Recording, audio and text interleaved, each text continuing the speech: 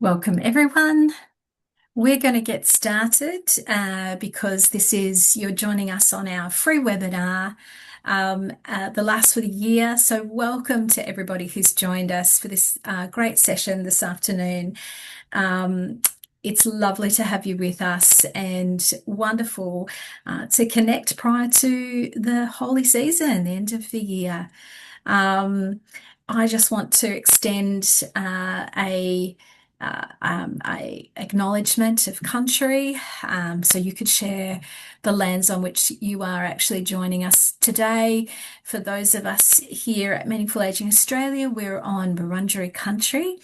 And we honour the sacred lands on which we live, work, and grow, and pay deep respect to ancestors and custodians of these lands whose wisdom pulses through country, and teachings continue to guide, whose strength makes our work possible. And we want to acknowledge elders past, present, and extend respect to emerging leaders and knowledge holders of today. Today we have an excellent session, and I know there'll be people who watch this on demand later. But it's a really important topic for many of us in the care economy, the caring sector.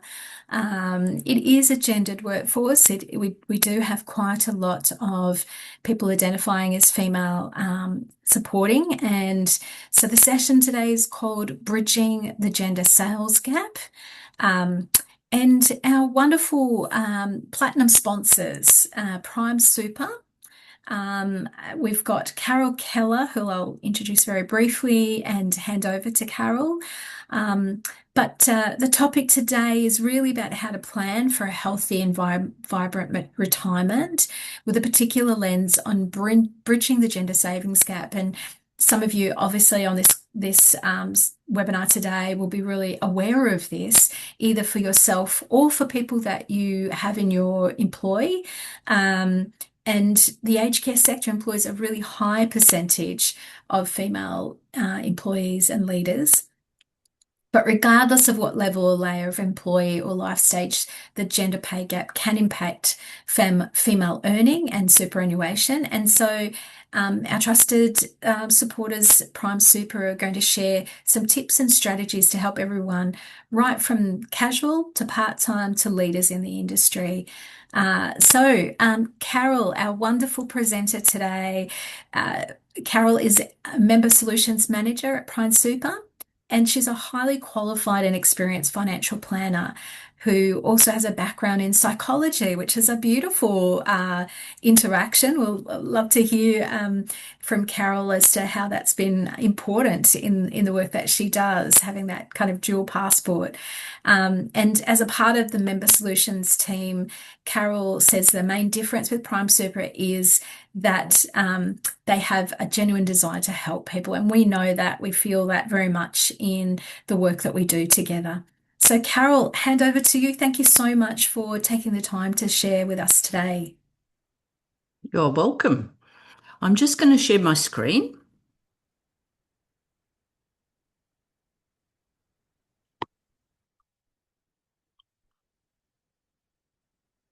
Okay, can everyone see this?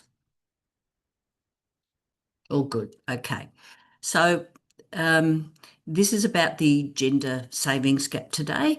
As Rachel's pointed out, we all know that women earn a little less, and that's mainly partly because they've got caring responsibilities not only for older people but young children during their lives, and also differences in the way we're paid and the fact that we tend to be in a lot of the helping industries that pay a little lower. But let's get started. Oh, I'm just having trouble moving my screen all of a sudden. Oops, now there's about 15. Sorry. Just before we do start, I just wanted to let everyone know that Prime Super does partner with organisations that are meaningful to our membership. We've got a strong regional base, but also healthcare workers, the teachers down here in Victoria, disability employment, those sort of people. So we do try and support the organisations that support our members. And before we get into the detail, just to let you know that today will be general information only. Now, that's important. I won't be considering any of your personal circumstances. You'll need to decide if this information that I give you, which will include some tips and strategies, will work for you. Or you could seek further information or advice from either your super fund or a registered financial advisor if you need further guidance. Okay. Now, we all know this, so I'm not going to labour on it. I've just spoken about it briefly. We do know that we spend less, as women, we spend less time in the workforce generally, and that's because we're caring for others in one way or another, and a lot of you care as a profession as well. We do a lot of extra work, and because of that, we can't always work full time, taking care of households and supporting people. And we do know that there's an issue in the industries that we're in, typically aren't well paid, and sometimes there's a bit of a glass ceiling. Now, things are improving. I don't want to focus on this as a thing because today is about what we can do about it. But just so you know how important this is, in respect of retirement, the way our retirement system is set up, as you'd all know, is that your employer pays a percentage of your salary to a super fund. So that means your salary is all important. And that's why we're finding that women are falling behind. These stats here, you can read them. We retire with less than men, but we live longer. And we also know that because we're on lower incomes, we actually, and this has not been an intentional thing, but we don't get as many of the tax concessions of what higher income earners or the men get. Now, these results that are shown down below reference fairly old reports, but I had a look on a website recently. We've got an organisation called Women in Super that is superannuation professionals that are dedicated towards improving the gender gap. And they did a recent report called Bridging the Gap with a consulting firm called Right Lane. And they did that in May 2023. Unfortunately, these figures aren't much better. So there hasn't been a lot of change. There are some things being done. We've got paid maternity leave coming in next year. It's a means-tested government payment that will be coming in. We've got payday super. So what that means is your super will be paid when you are paid instead of when the employer needs to do it. And we've got something that's been in for a little while that was woefully not dealt with properly with the LISTO. The LISTO is a reimbursement for any contributions tax that is taken off your employer contributions if you're a lower income earner. For years, that was left down at a really low level, so not many people got it. The government has recently increased the salary, the qualifying salary for that. So it's lifted in terms of to account for salary increases over time. So some things are still being done, but we've got a little way to go. But there's things we can do. So let's focus on that. Now, this is one of my favourite slides because it talks about in a nutshell the things you can do to make a difference to your retirement outcome. Just before I get started on each individual point, I'd like to say that being aware of what you have, either via an annual member statement or logging into your account online, is really important because you'll see a summary of some of the things that are on this slide here. You'll see how you're invested. You'll see the long-term investment performance. You'll see whether you've got insurance and how much it is and how much it's costing you. You'll see whether your contributions are going in regularly. All that sort of stuff is really important. I've been in super about probably 30 years now. And what I have noticed, I've been with the same group of members probably for about 14. There was a small group of members, about 10,000, that came into or merged into Prime Super, and I stayed with Prime Super. I can tell at a glance which members have been contacting myself or someone like me on a regular basis because their retirement outcomes are better. You can tell straight away. I'll go into a little bit on this slide of why that's important in a minute. So here's some 5 things you can do to make a difference. The first thing is consolidate your super into one account if you've got more than one super fund. Now, I know in the past when we changed jobs, we ended up with a new super fund a lot of the time. Didn't really serve anyone. It means you have duplicate fees 9 times out of 10, and you can lose control. Like you might move house and only change address for one of them, or you'll lose track of what features you have in the other fund. Having everything in one spot's usually a good idea. There are some reasons why you'd keep a separate account. You might have a special arrangement somewhere where one account does that and the other super account just doesn't. That's fine too, but at least consider consolidating. Before you do, though, it's important to know what you'll lose if you close one account and put it into the other one. One of the things to look out for is insurance. So when you close a super account, you lose any insurance you have attached to it. It can be generally transferred from one super to another so that you don't lose it. But I guess the general principle is be aware of what you're losing before you do close an account and put it into the other one. The good news is it's really easy to consolidate these days. It used to be a pain in the butt. I remember this from years ago. You used to have to go through hoops and all sorts of things to get a super account to close and transfer to another one. It used to take forever. Nowadays, you can do it through your MyGov account. So your MyGov account under the ATO service will have a list of your super funds. And if you're unsure whether you've got more than one fund, log in and have a look. You might be surprised that there might be stuff floating around there that you'd forgotten about. And it's just a simple click. Once you've worked out whether you'd lose anything or whether you're comfortable consolidating, simple click to get it transferred. So that's something you can do really early on to stop duplicate fees and manage yourself a little better. The second thing is your investment.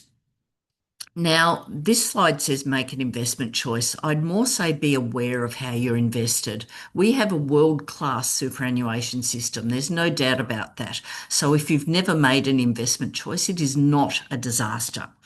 On top of that, we've got regulators that are constantly monitoring our performance, and a lot of the underperforming super funds that were in the market have been closed down. That being said, being aware of how your fund is performing and how it is invested is important because you may not be comfortable with where they've put your money. Could also be that you might want to be more or thought you were more growth oriented and thought you were going to get better returns. So being aware of how you're invested and asking questions of your fund can really make a difference. Review your insurance cover. Most super funds, when you join them, you'll get default insurance. Now, as a financial planner, superannuation, we are taught that insurance is really important because it protects your financial well-being. You don't want to be underinsured necessarily, but you certainly don't want to be overinsured. So an underinsurance situation would be where something horrible happened and your family can't cope financially. Overinsurance would be where you're paying for insurance that you don't need because there are other resources around or you've paid off most of your debt or something like that. And you're paying for insurance that you probably wouldn't benefit from. And those premiums are coming out of your super account and reducing a balance for retirement. So insurance is a little bit of a balancing act, but reviewing your insurance and making sure it's appropriate for your circumstances will make a difference over time. The next thing is making additional contributions. And look, it doesn't have to be large amounts. I can tell you that over time, small amounts over long periods make an absolute difference. It's called compounding. So when we receive a contribution as a super fund, we not only invest that contribution, but we invest the earnings on that contribution. That has a snowball effect. So if you can imagine a snowball on the top of a hill, the longer it rolls down, the bigger and bigger and bigger it gets. And that actually works with contributions. But mind you, it does work out outside super as well. So just to give you a little personal example, when I was was in my mid-20s and I'd only just got into super, I'd given up the psychology thing and everything, and I was in my first job and I left it. I had some annual leave. Didn't want to put it into super because it would be locked up. I was only in my 20s and it was a couple of $1,000s at the time. That was quite a large amount then. So I put it into a managed fund. So just like a super fund, but not locked up. So it was in a balanced fund. And I added to it. I only added once a year and it was smallish amounts. But after 12 years, it was invested in a balanced fund. And I remember the average return was about 6.6%, something like that. After 8 to 10 years, I had enough to go on a month-long trip to China. So it does show you that regular savings and investments does work over time. The most important point, though, is really, and you probably wouldn't credit this, asking for help when you need it and staying in contact with your fund. As I said earlier, I've had the privilege of being involved with the same or a similar group of members over a long period of time. I can tell the difference that's made if they've talked to me or one of my colleagues, because you find out what's going on in super, whether you can benefit from it, what the rules are, and you learn stuff as you go along. And they only have to be little simple changes or adjustments over time, but they make a difference. So staying in touch with your super fund and understanding it is really critical. Alrighty, now let's just go back a step. So super accounts are just like a bank account, a special type of bank account that you can't access to retirement, that is invested a little differently to the bank and has some special rules around it and tax concessions. But it's basically money in and money out equals your balance. So your contributions go in, we invest some money, we take out tax because that's what the government levies on it, but it's 15%, not your marginal rate. We take out insurance premiums if you've got insurance, and we take out fees. And that, together with your investment returns, equals what you have at the end of the day. Now, coming back to investment performance, I usually like to see tables that look with the 10-year returns on the left because we read from left to right, but for some reason we have the 1-year return on the left. So please go to the right of this. I'm not here to peddle Prime Super's investment returns. The reason why I've shown this slide is to give an indication that risk and return are related. So my super is a label applying to the default in a super fund. It may be very different between super funds. Prime Super's version of that is a balanced fund, and it has about 65% in growth assets like shares and property that can go up and down quite a bit. You'll see the long-term return is between 6 and 8%, which is what I'd normally expect for a super fund, a balanced fund, I mean. The managed growth has even more growth assets, so you'd expect a higher longer term return on average. And the conservative option has more defensive assets like bonds and cash, things that don't vary over time that give you security, but also risk and return are related, so you'd expect a lower return. Now, most super funds will have different options that you'll be able to select from or talk to them about, and everyone's different about how they feel about risk and what return they're after. So talk to your super fund about your options. It will make a difference over time. Now let's look at power of contributions. I talked about compound earnings before. Now this is just to illustrate it graphically, and we've just taken $50 a month and we have used an 8% earnings rate here. You can see the difference it makes over time, not only because we're investing the $50, but we're investing the 8% on the $50, and it gets bigger and bigger and bigger over time. So you can see what difference it can make over time.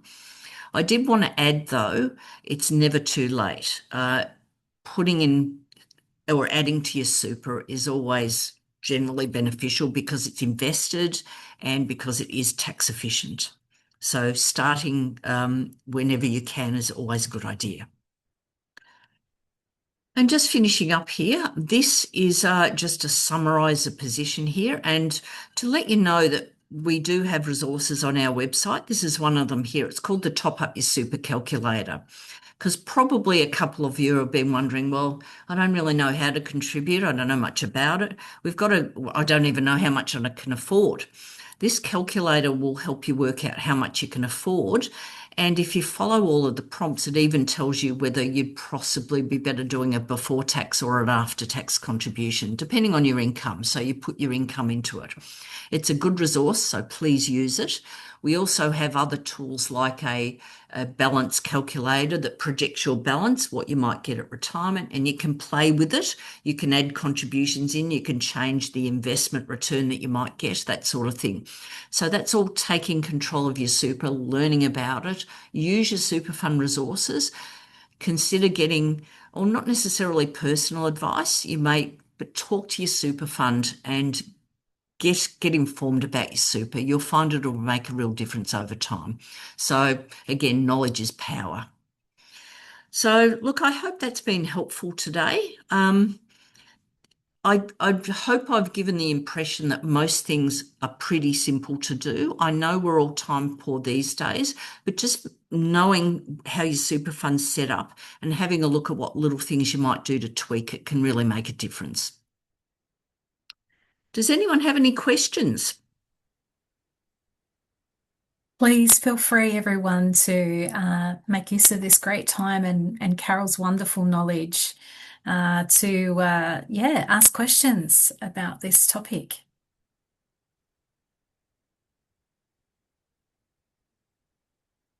or reflections on it.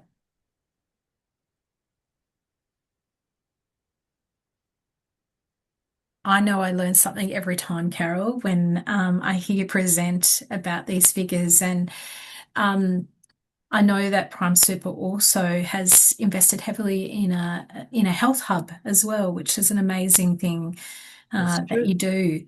Um, so I think, that's another commitment to doing things a bit differently and caring for members.